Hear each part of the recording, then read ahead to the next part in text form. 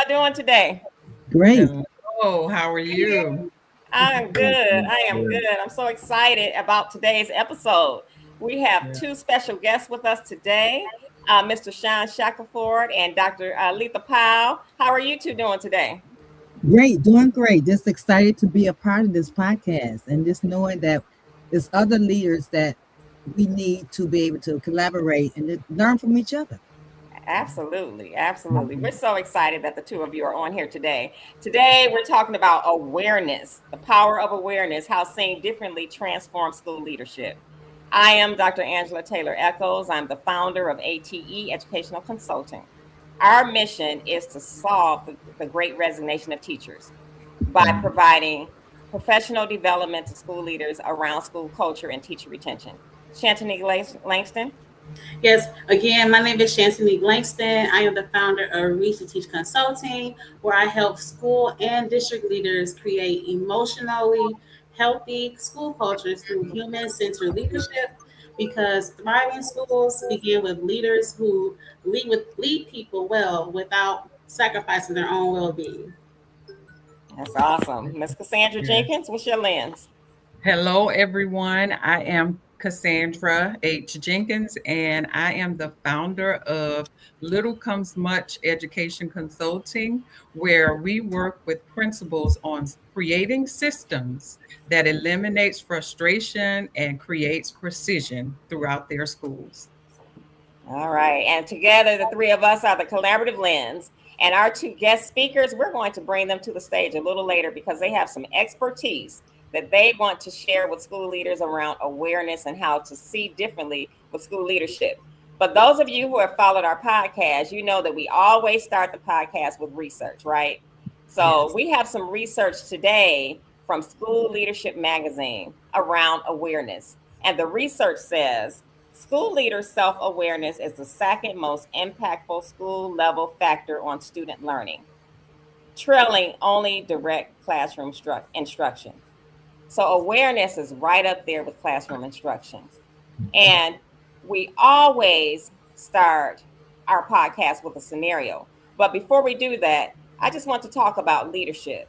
Leadership growth begins with awareness. Before we can improve our schools, we must first become aware of the impact our leadership has on the people we serve. Yes. Isn't that true, leaders? So true. Absolutely. Yes. Absolutely. Yeah. We must be aware of what our leadership, the impact that we have on those that we serve, not just the teachers, but the students and everyone in our building. So now I am going to read our weekly or bi-weekly scenario. And then after the scenario, I'm going to ask Shantanique and Dr. Jenkins a question about the scenario.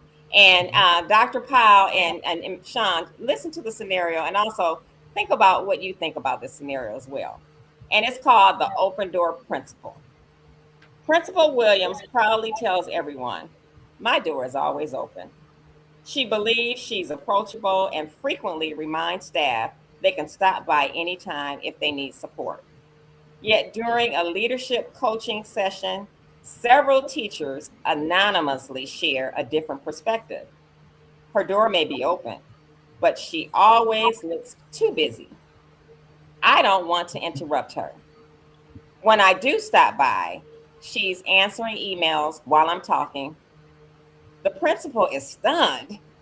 I mean, if I say I have an open door policy and my teachers say something like that, I'm gonna be stunned.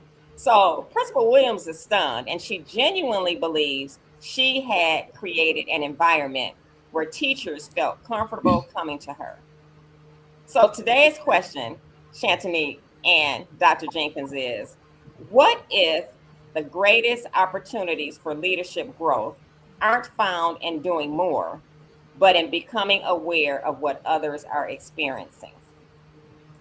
So, as you all, I should have said this in the beginning, I am an educator first. So, I've been in education for 10 years. And so, in working with leaders alongside being a teacher has been very impactful and enlightening to see what things are happening, on a leadership level besides being in the classroom.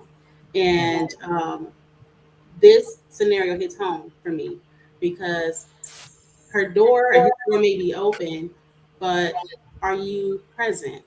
And my question I always ask leaders is, what type of experience do you want your teachers to have with you? And that question alone brings you into a place of self awareness, because you can't really be aware of other people's needs until you are self aware of your Yourself. own needs, Yeah. personally and professionally. Mhm. And when you come into that space, then you'll be able to realize, I need to pause. I need to evaluate, am I truly present for the person that's right in front of me that needs my undivided attention? Um, Leaders have multiple things going on, so they're multitasking as well as still having that door open, because their intentions are good, but oftentimes we're so busy with all the things, the tasks we have to do, Yes, that absolutely. it gets in the way of what the person needs, and they feel like they're not valued, or they're in the way. I can't deal with it because she's not really going to listen to me or pay attention. But that's not really the case. And so I think on both ends, the leader and also the teacher needs to be more aware and have grace. And I tell staff too, make sure you have some grace for your leader, because your leader is dealing with a lot. So any any great leader, and I mean by great is someone who's aware of themselves, they're going to ask themselves questions like, okay, is my tone okay? How am I presenting myself when I walk into a room? What emotions am I bringing into the conversation? So those are things to think about, leaders, tonight, as we move forward in our podcast. Absolutely. And Gabby says, definitely, Shantanique. Yes. Shantanique, Yes. definitely. So, Cassandra, same question. What if the greatest opportunities for leadership growth aren't found in doing more, but in becoming aware of what others are experiencing from a systems perspective? Absolutely. From the systems perspective, as leaders, we have to understand that our teachers and our staff experience the systems that we create every day.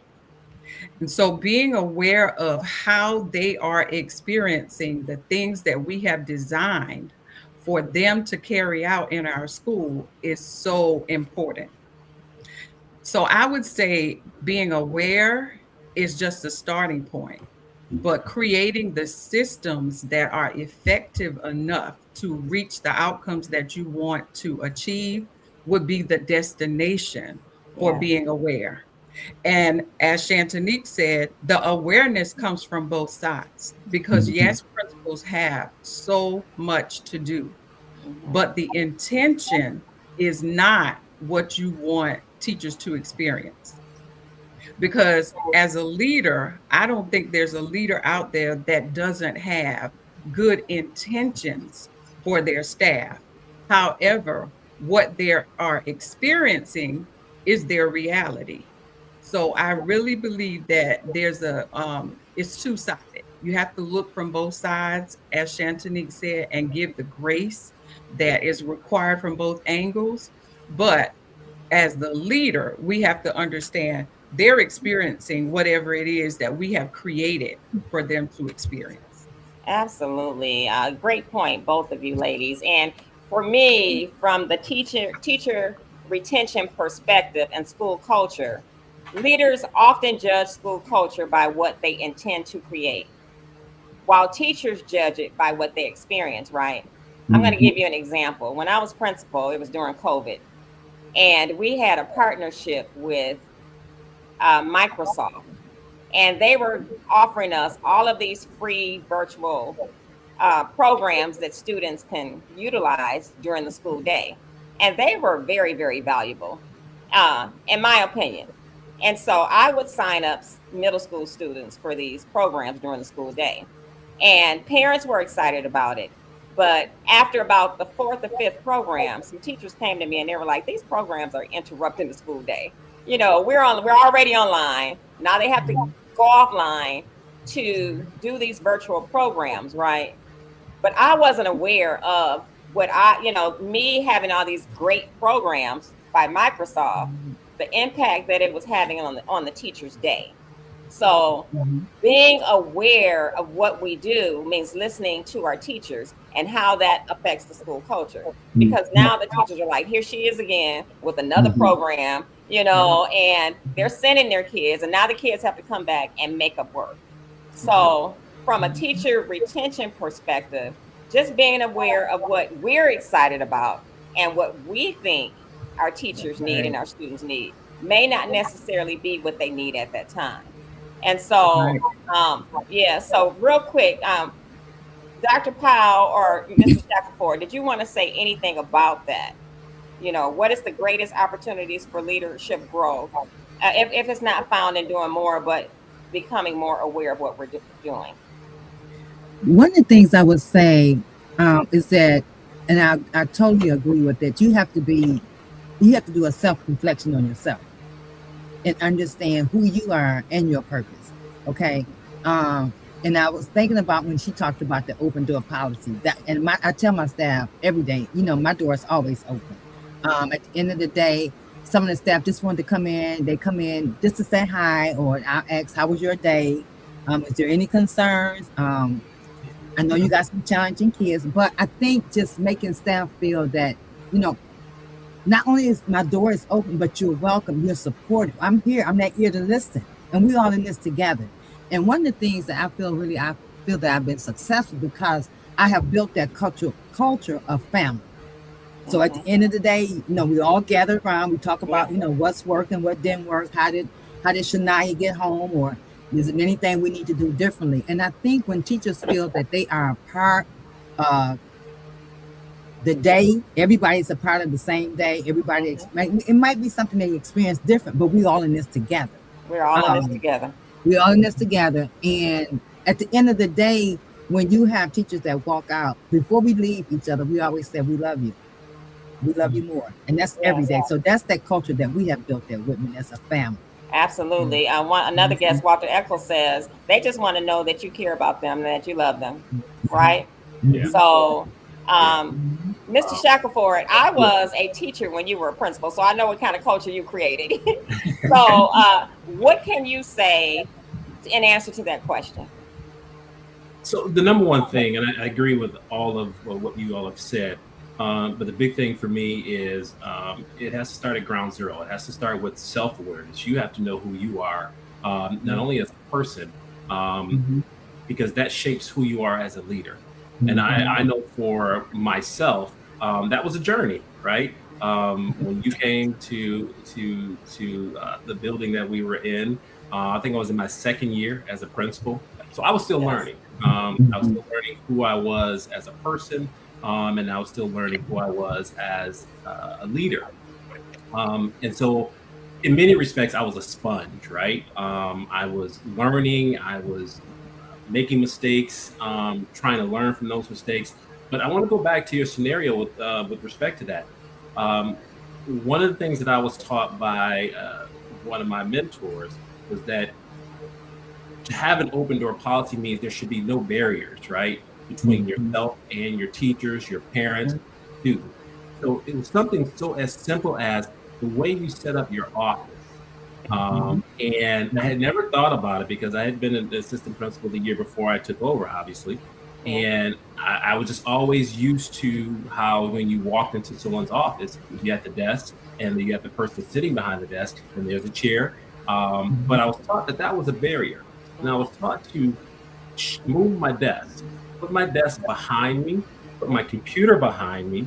And so that way, when someone walks into my office, I turn and face them. And at most, there's a table, and we're both sitting at the table. And so Right. that way, they understand that now I have stopped doing what I'm doing behind me. I'm not looking at my computer. I'm not Yes. reading emails. I'm not doing something else where I look busy. I'm physically turning around and I'm facing that person and I'm giving them that my undivided attention. And I had never thought about that. And I remember I had people come in, and I love my secretary at the time. She just recently passed away, Yeah. and I absolutely loved her to death. She treated me like a We, we, son. we loved her. Yes, And she did treat you like a son. yes. and Freddie Singletary. Yes. She treated me like a son. She came in and she would chastise me. She had the right to do that. I gave her permission to do that, but she said, "Well, turn that desk around. People don't need to see what's on your computer." And I tried to explain to her that this is what I was taught, and I want to try this out. And sure enough, obviously I could, if I had a laptop, I could close it, or I can kind of, minimize my screen. Right. But it was to create that sense of, you are here. I'm going to give you my undivided attention, and that's something I carried on. Now I can't say that that's how my office looks now, because we recently moved and I haven't arranged it the way I wanted to. Yes. But again, that's just something that's small, that can make a huge difference to me. So that way people know that you are 100% attentive, and that you are listening to them, and that you are engaged with them. That goes a long way. Just making a person feel comfortable walking into your office. You're not behind the desk. You're not on a computer. You're not on the phone. You're not looking at anything else but that person. That's powerful. So today we're talking about awareness. And let me just give you Merriam-Webster's definition of awareness. Merriam-Webster says awareness is the quality or state of being aware, knowledge and understanding that something is happening or existing. Knowledge that it's existing. And a leadership definition of awareness is the bridge between a leader's intention and the experience of others. That bridge between the leader's intention and the experience. You created an experience, Mr. Shackelford. When they walk into your office, there was no barrier. So your intention was to create that experience. And so that's awareness. So why awareness matters? Many principals spend their days solving problems, and 4 of us on this call were principals. And Shantanique, you experienced principals solving problems. We spend our days solving problems, but great principals learn to recognize problems before they become a crisis, right? Awareness helps leaders notice what data cannot tell. Data can't tell us everything. That's right. Right. But awareness can let us know that when our teachers walk into our office, they want to know that we're fully present. Okay. Right. Awareness helps leaders to notice that teachers may never say out loud. Episode ago, we talked about the quietly quitting. So awareness helps us to understand what our school environment is all about. And even though our special guests have started talking, I want to formally introduce them to the public because we're on YouTube, we're on Facebook, we're on LinkedIn, and I want to formally introduce our guest. So I'm going to start with Dr. Letha Powell. Dr. Letha Hawkins Powell is a nationally recognized educational leader whose mission has always been simple: build hope. And I know that about you, Dr. Powell. Build hope, strengthen educators, and ensure every child knows they matter. With more than 40 years of experience as a teacher, assistant principal, and school improvement leader, she is known for creating school cultures where teachers feel valued, families are true partners, and students can thrive. Through collaborative leadership, community partnerships, and an unwavering commitment to children, Dr. Powell continues to inspire educators to lead with compassion, purpose, and excellence. So on that note, I'm going to give you some snaps, Dr. Powell. You have some history, and we're going to allow you to talk about that shortly. And you've got some stories, because Dr. Powell will roll up on some parents at their house if if their kids are not showing up at school. She will be at their house. Right. Now, I'm going to let you talk about that in a minute. Mr. Shackelford is an accomplished educational leader with more than 20 years of experience driving school improvement, instructional excellence, and student success. Throughout his career, he has served in leadership roles at the elementary, middle, and high school and central office levels, giving him a comprehensive perspective on educational leadership.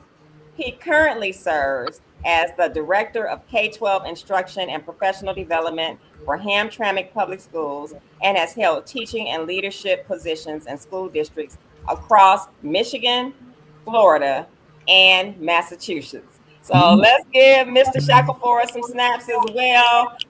You both have some receipts, and you are going to share your knowledge on awareness and leadership. So I have one question for the both of you, and either one of you can answer it. Tell us about yourself and your path to school leadership. I read your bio, but we want you to tell us about yourself and your path to leadership in about a minute or 2 minutes. So who'd like to go first? Sean, you want to go first? You want me? Ladies first. Okay, thank you, Sean. So again, my name is Dr. Letha Hopkins Powell. I have been blessed to serve children and families in education for more than 40 years. My journey began in the classroom as a teacher. I was always a fourth grade teacher. And there I discovered that my greatest passion was helping children meet their best potential, their full potential. As I grew professionally, I was blessed with the opportunity to serve as an assistant principal, and then I moved in a position as a principal, where I've been for the last 9 years. My mission has always remained the same: to create schools where every child is loved, every teacher feels supported, and every family feels like they belong at Whitman. I believe great schools are built on relationships. You got to build a relationship with them, whether it's the parents, whether it's the staff, and the students. Okay. When educators know they are valued, they are respected, and they supported, they are inspired. They inspire to stay, they grow, and they make a lasting difference in the lives of our students that we serve every day. For me, leadership has never been about managing people. It has always been about serving people, being there for each other. And that's the culture that we have built at Whitman. We're there to serve each other. And I always tell them every morning, we're all in this together. Yeah. And that no matter what walks through that door, we all can make a difference. I love it. It's about servant leadership, right? Mm-hmm. We need to serve the people we lead. Mm-hmm. Great points. And then Mr. Shackelford, tell us about your path to school leadership. Well, I came into school leadership, I think, kicking and screaming, because it was not my intention when I started off. I started off as a teacher, just thinking I wanted to teach. I had aspirations to actually be a lawyer. So after I taught for a couple of years, I was not really feeling it. So I decided to go to law school. So I did law school. I taught during the day and went to law school part-time. I was a month out. I graduated from law school. I was a month out from taking the bar. And I had an opportunity. A principal came to me and he said, "Hey, I want you to become my assistant principal." Now, all this time now, I had people tell me, like, "I see you as a leader. I see you in leadership." And that's not what I wanted to do. So when this opportunity came, I just thought to myself, you know what? Let me give it a shot. And I can always take the bar the next year. Yes. And so I was a month out. I had done all this study, and if you know anyone who's been a lawyer, they'll tell you devote yourself to studying for it. And that's what I was doing. So I stopped and I became an assistant principal. And I did that for a year. And I said, I'm going to, start and just take my time and study throughout the year. And that's what I did. But the next summer rolled around and I got a call from my principal, and he told me, Dr. Cook Robinson is getting ready to call you. And she's going to offer you the principal job at an elementary school, and you're going to say yes. I had never had any elementary experience in my life, and so okay. And sure enough, within 10 minutes, she called, she offered, and I took. And I said, well, okay, I'll take the bar next year. So I was there for 2 years, and so they had, and I absolutely loved it. And that's where you came and joined the staff. And I absolutely loved it. However, because of dwindling enrollment, they needed to close that school. And because I built a good relationship with the students and the parents, they wanted me to go over to the middle school to transition that to a K-8. And so, of course, I never got back to the bar, and I kept progressing to middle school principal. I then got married, and then I moved to Florida, where I then became a principal there, um, and I just kept progressing to where I am now in central admin, and it's been about I think about 20 years now. Yeah. Yeah. Um, and I've never gotten back to taking the bar. I saw that in your bio. Now I understand why you're so analytical. Yeah, well, when I want to check that off and do it, but not just yet. Yes. But I've had a great experience across 3 states. I've learned a lot. And I talked a little earlier about how my development has been a journey. My self awareness has been a journey, and I certainly have my leadership style as a result of some great people that I have been able to work under, but also some learning lessons from some very not so great leaders. And so that's really helped me to hone who I am as a leader and to be more attentive to the needs of the staff, parents, community, and students. That's amazing. Thanks for sharing that. And don't forget to mention you have 3 beautiful daughters. Well, 3 beautiful daughters and a beautiful wife. And I was going to add earlier about when you turn your desk around and you're listening. I often come home. I try to practice, and I think my wife is listening. But I try to practice when she comes home from work and she has things and she wants to get it. And so I practice every day of being a good listener. Yes. A good husband. So I'm still working at it. Right, and leaving work at work. Thank you so much for those answers. You too, Cassandra. Did you have a question for them? I do. In talking about the importance of school leadership, talk to us about how important it is to you to be aware of what's happening on your campus as the leader. I'll start there. One of the things that and I've been fortunate. Again, I've been in different buildings and been in different states and having gone through different experiences. One of the things that I learned was that when you go into any building, a new principal or even a seasoned principal, you have to understand the culture. You have to understand the building. And so one of the first things that I've learned to do is before I go in and do anything, I have to come in and I have to listen. I have to learn the people. I have to learn the culture. I have to learn the community. Because again, we've talked about building those relationships. And that's the best way to do that. The best way to do that is to take a month, take 2 months, take 3 months, maybe take the first 3 months in any school year, especially if you're new, to really listen and to learn. And that helps with being aware of certain things. And I've been fortunate to have to go into new buildings and having to learn. And one of the things that really stuck out to me was those times where I didn't take that opportunity to take a month or two to listen. I had issues later on.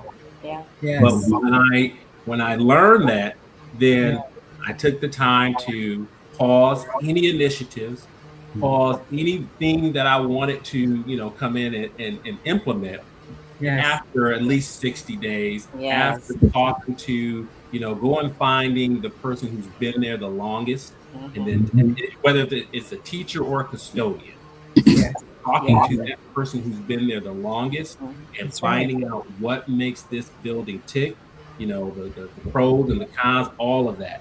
And then just making a point of trying to go to each and every staff member, trying to make yourself available to the community, to make yourself available to parents. And that included getting out in the morning, directing traffic, and greeting kids and parents as they were coming in, and doing the same in the afternoon for dismissal.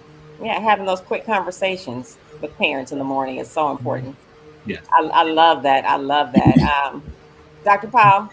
So one of the things and I think is so that really helped me was I always did a survey, not at the beginning of the school year, but maybe like 2 or 3 months into it, because sometimes as administrators you become so busy and so tied up, and you don't stop and think, okay, what is working, what's not working? Every month, the last 2 years, I would say 3 years, I've had maybe 2 or 3 new teachers come in. So I made sure I set aside time to say, let's sit down and have a chat. Mm-hmm. Because you want them to feel welcome. You don't want them to come in feeling like, okay, you're gonna throw me in this lion den, and here we go. Okay. And I share with them, with my staff, is that we have to understand the population of students we serve as well as the parents. Okay. Yeah. And I think that really helps with the culture, because you could take one negative thing and they'll run with it. Oh yes. And so that negativeness, I can't handle. I can't. Yes. And I tell my kids, you can come and whoop me right now today, and you ask them, what did Dr. Power tell you? And I tell them everything. If you can't say a kind word, then don't say anything at all. Don't say anything. That's right. Okay. That's right. Tell you that. Yes. Yes. And so what has really helped me to really reflect back on myself with self-awareness is those surveys. Mm-hmm. And as I sit and peruse of the surveys and I read the surveys, and then I come back and we have a conversation. Yeah. You keep the names anonymous, but I'll say to them, well, I hear we have some concern, or there might be some concerns that we really need to address. A lot of it was doing, and I send out a weekly update every Sunday, and they look for that. Okay. And it's just to highlight the events that's going on. But the thing was, when I did the survey, it gave me a chance to look back at myself and say, okay, Dr. Powell, because one of the questions on the survey I've always included is, do you feel comfortable with meeting with the administrator? Or do you feel comfortable that the administrator is addressing the needs of the building? And if not, be honest, be very transparent, because we need to know. And I think when I look at those questions and then I reflect, and then we open the survey up, I open it up to them. And say, I'm sorry. Yes. That's okay. You know what? Since your dog barked, I'm gonna hop in there because I want to say something about what you said. The survey. Okay, go ahead. As teachers always take surveys, and a lot of teachers will react to the surveys and say nobody's going to do anything. I am not going to even worry about the survey. But because you take the time to look at the survey and actually respond to what the teachers say, is very powerful. Absolutely. Shantanique and Cassandra, did you want to say anything to that? I want to piggyback on what you just said. Oh, go ahead, Cassandra. Go ahead. No. Go ahead. I'll wait. Because as a teacher by day, okay, I constantly hear, coworkers saying, did you do the survey? I'm not doing it. And the reason behind that is because of what they see. But, nothing's going to get done. And so I remember I had a conversation with my principal, and she asked me, what was the question? Oh man, it was about, my voice being heard. And she said, what does that mean to you? I'm like, you actually implementing my suggestions. That's what, I want to feel seen by what I suggest, especially when it's for the betterment of everyone.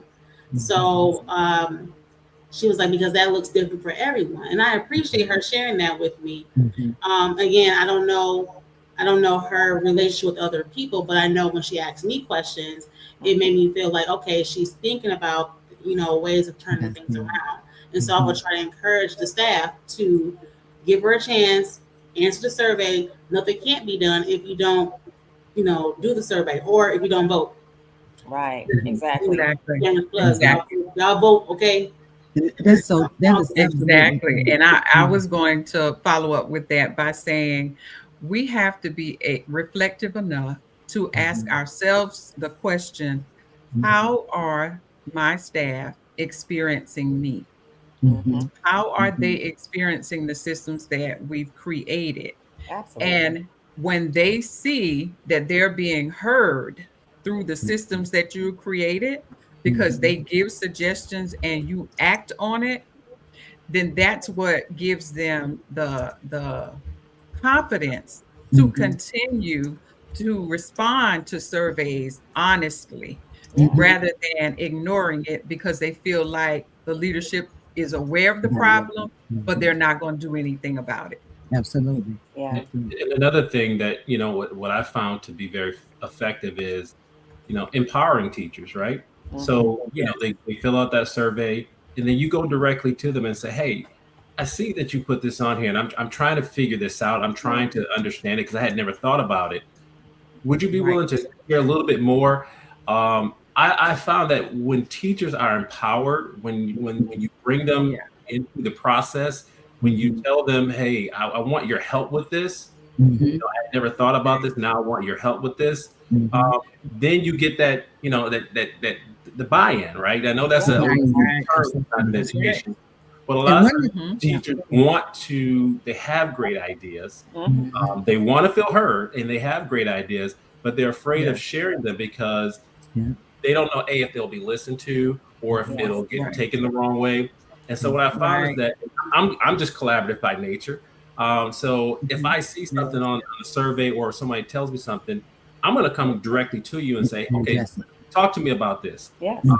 And I've also found that sometimes all a teacher needs is just that vote of confidence. Say, hey, you know what? Run with this for me. Go ahead and run with this. You have my support. Tell me that's where the leader becomes a follower, right? I want you to lead this for me, and tell me what I can do to support you.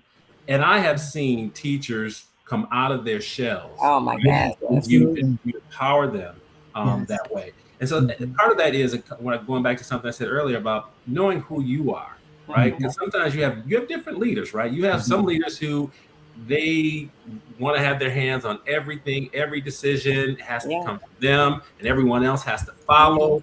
But then you also have leaders who, like myself, where I'm okay with, Shantanique, you got a great idea here. I saw that, didn't think of that. You know what? I got a whole bunch of stuff on my plate. I want to see this happen. Would you mind leading this? And if you lead this, all I need you to do is tell me what I need to do, what you need me to say, where I need. Give me all of that, and I will support you. And a lot of teachers will open up, and then right then and there, you have found your teacher leader. Exactly. That is so true. That is so true. We're going to ask one more question. We're going to let Shantanique ask a question. But before she asks the question, I just want to comment on what you said. When you give teachers leadership roles, when I was in your building, you asked me to become a differentiated instruction teacher. And I had to go to training. And because of you asking me to do that, I became a demonstration teacher for the district because you recognized something in me. And so I want to thank you for that. And it's so powerful. I felt empowered because you saw something in me. And thank you.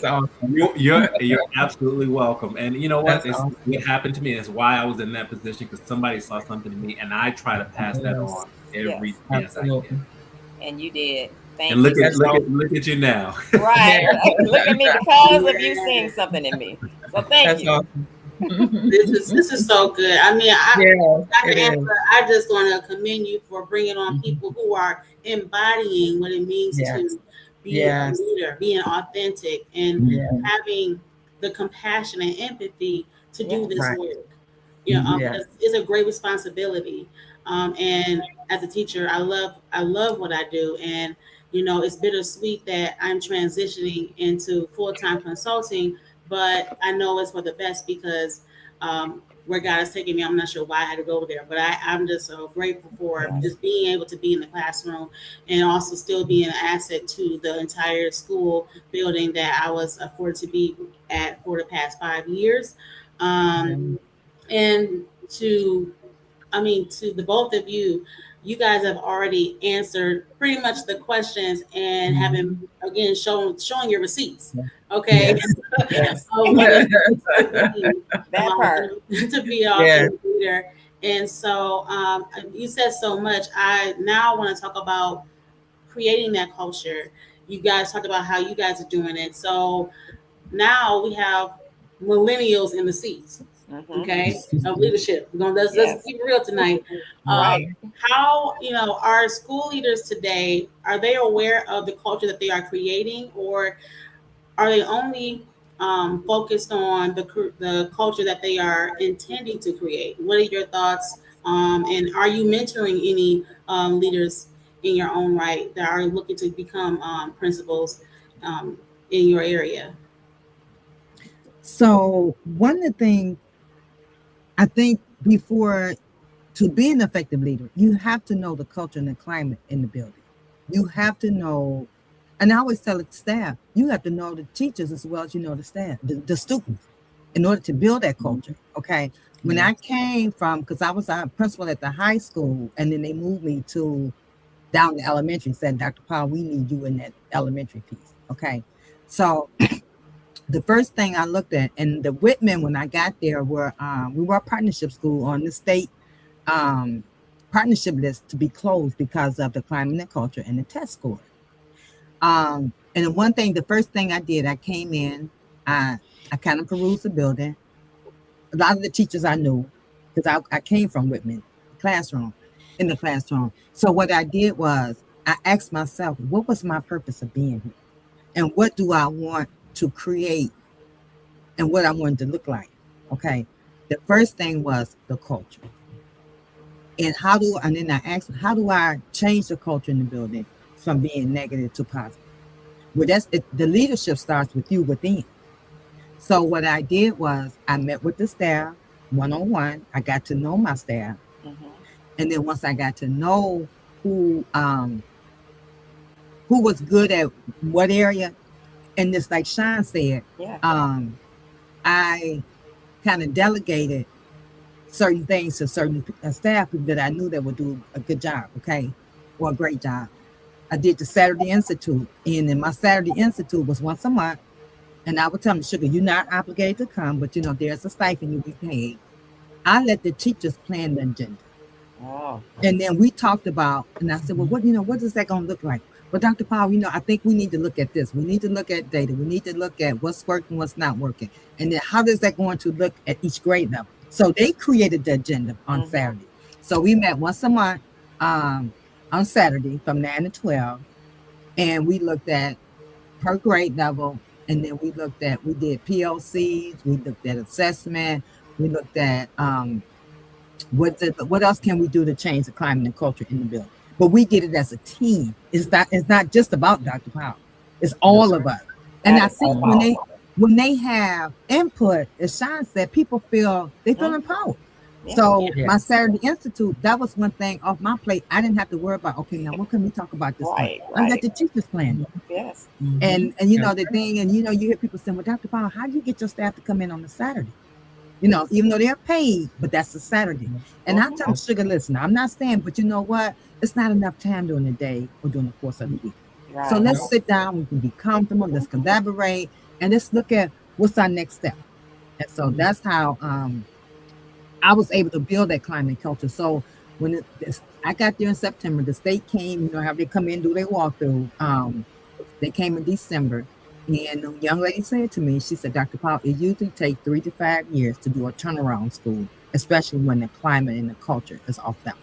Yeah. And with the assessment. And she said, you came in here and did it in 3 months. Because of who you are. And it says about, it's not about me. And one of the things I've learned, and I'm still learning, I tell the staff, it's not about me. You can't forget where you come from. You got new teachers coming in. Oh, so wait, back up. You cannot forget where you came from. That's you said a lot of powerful things. It's about relationships, and you cannot forget where you came from. Mr. Shackelford, on that note, what do you have to say about Shantanique's question? Or do you need to repeat it? No, I was going to say, so we're talking a lot about principles, building principles, but truly, I think we're missing one important piece, because good leadership begets good leadership. And so I think it starts above the principal. And I think when you have a great leadership at the superintendent, oh my goodness, that trickles down to the central administrative staff. Because again, all the things that we've talked about in supporting teachers needs to happen for those principals, right? So the same way I talked about empowering teachers, principals also need to be empowered to be able to go into their buildings and do what's necessary and have that support from that central office staff and ultimately the superintendent and the Board of Education. And when you have that will then allow the principals to do what Dr. Powell just talked about, going in and making those changes immediately. Right. When you don't have that, when you don't have great leadership at the top, or you have leadership that allows central admin to come in and to disrupt the work that's in the That you're building, trying, that you're doing. that then it becomes that Mm. creates that issue. That creates the issues that you have, many principals have. Mhm. And quite frankly, sometimes they get blamed for stuff, get blamed for things in their buildings that if you really start to peel it away, it's not the principal has great ideas, the principal, Yes. but it's Yes. somebody else standing in the way, right? Right. And Yes. I get it. As a principal, that we do have to still operate within the school Mhm. district. Yes. I still have a Yes. boss. There's still things I'm going to have to do. There's going to be things I don't agree with, but I'm going to have to just shut my Yes. Right. mouth and just do it. And just But do it. Yes. again, and I have been fortunate to have worked under some, I gotta say, there's two superintendents that I had that were outstanding, and then I also had when I moved down to Florida, I was a vice principal under Dr. Alvin Brennan, and Mm. I learned more under that man in 1 year, Wow. and in terms of just being tough, but also fighting for your students, putting systems Yes. in place. And Yeah. so, but again, it all comes back to having a system set up for Mhm. success. And so when we Absolutely. talk Yes. about training these new leaders, Right. that's what we have to do. We have to go back to understanding our culture, Mhm. empowering our leaders to go in and do what's necessary, and then having those empowering conversations, but also those tough conversations, Yes. also those encouraging conversations, Yes. right? Absolutely. And so Yes. Yes. it's you have to learn to balance all of that. But I gotta say, it really, you gotta have a good foundation for Absolutely. those for principals, new especially new principals, Mhm. to be Yes. successful. Right. That is so That is powerful, and that's so why good. Yes. the three of us focuses on leadership development, Yes. because it's not only the principal, but it is the people above the principal. And I have a saying: happy wife, happy life, but I changed it a little bit. Happy superintendent, happy principal. Yeah. Happy Yes. principal, happy Happy teacher, teacher, happy happy student, teacher, happy happy student. student. It's a trickle down effect, It is. It And is. right? and let's be honest. As a superintendent, you're gonna have to make tough decisions, Yeah. right? As a Right. principal, you're gonna have to make tough decisions. But what Mhm. I've learned is that when you talk to people, when you build those relations, when they understand why you're making those decisions, and that it's not Yes. personal, and here is why, and I'm also willing to listen Yes. to you, Yes. then they will receive it a lot better. I think sometimes Mhm. people and leaders, sometimes we forget that, we feel like, okay, we got to make a decision and that's it, and then we don't then we sit back and we get confused at the backlash. Yes. What I've learned Yes. is that sometimes you got to get ahead of the backlash. Right. Sometimes this is my decision, right?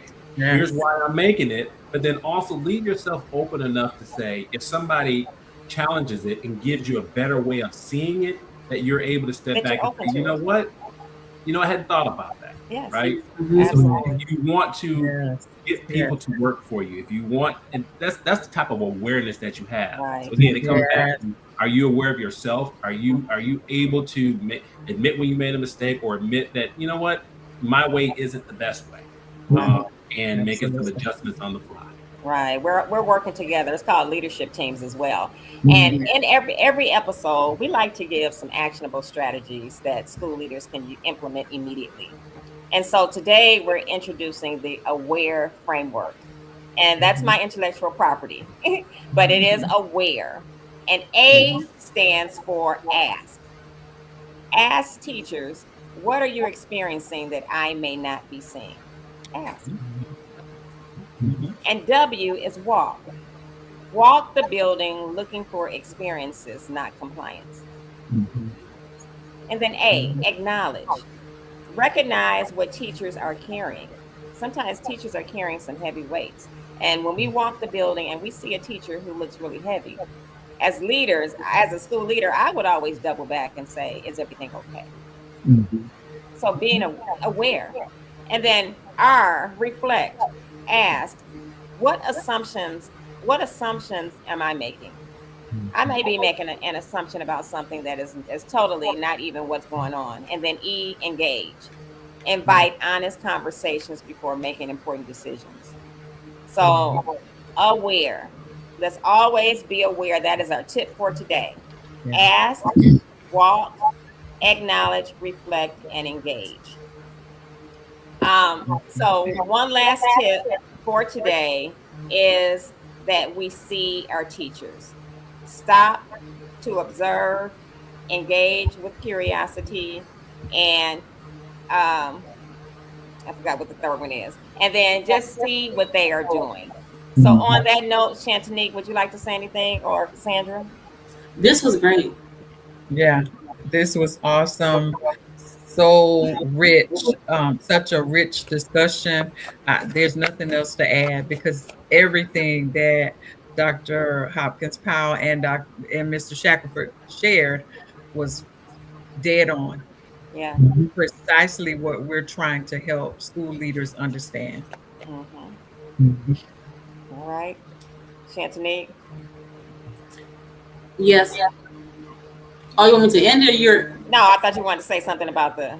Oh no, I was gonna say mic drop because they were phenomenal. I appreciate everything you all have said.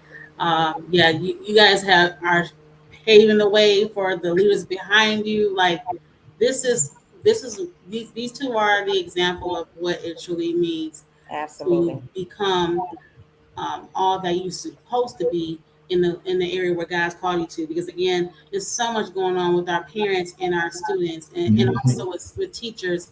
And teachers carry with so much, just like the leader does, right? And it's important for leaders to make sure that they are mindful and just aware of, themselves before they even embark into the next school year. My only question would be to our leaders before we dismiss, is what is one word of advice that you would give leaders that are going to go into the school year? What is one advice I would give to the leaders that's Yeah. going into the school year? Mhm. Um, hmm, I was thinking it's getting to know your staff, not only your staff, your students, and your parents. Mm-hmm. Yeah. Build that relationship. Okay. Be very transparent, be open with your staff, especially when we have a lot of new teachers coming in. Oh, Okay. yes. As I always said, baby, I'm not gonna throw you in the lion's den by yourself. Okay. So we're gonna get in here together. And I just truly believe that with the help of God, I've been blessed because I always go back and say, I never forget what I know. You can't forget where you come from because you gotta remember. And I tell my teachers every day, Mm-hmm. baby, I had 42 little ducklings by myself. Okay. And I know back then, during that time, the kids have changed. They've Mm-hmm. totally changed. Yeah. It's Yeah. that cell phone.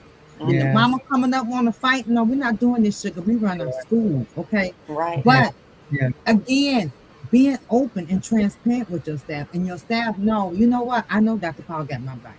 Okay. Mm-hmm. Whether it's because a lot of the kids they come in and when teachers feel overwhelmed, they come in, especially the new ones.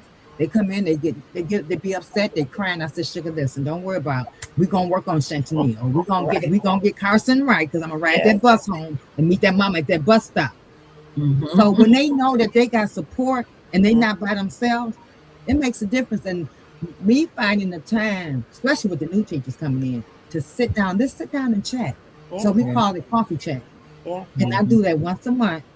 And you know what? And I said, listen, tell me what's going on, what's working, what's not working, how can we make it better? Yeah. So that has been my I could say that would be my That's your closing. one thing. Yes. I It's love just to it. build a relationship with them. Get to know them. It's Sean, what is your one thing? Be adaptable.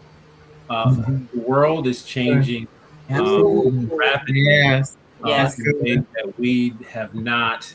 Good. We were not. Well, we knew change was coming, but there's some things that we just didn't anticipate. Absolutely. So as a leader, we got to adapt to it. I know Dr. Powell mentioned cell phones, but we also have AI.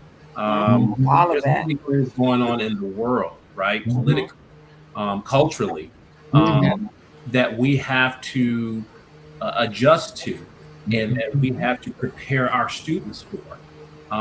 But then also, Dr. Eccles, you talked a little bit about our parents, Yes. when they come into our buildings, and Dr. Paul, you brought that as well. But always being being able to adapt to parenting, because parenting is different, right? Yes, it's different. They're Yeah. different than my parents, right? There was a time Yeah. where if I did something wrong in school, it was my fault, right? The teacher did Right. not do anything wrong.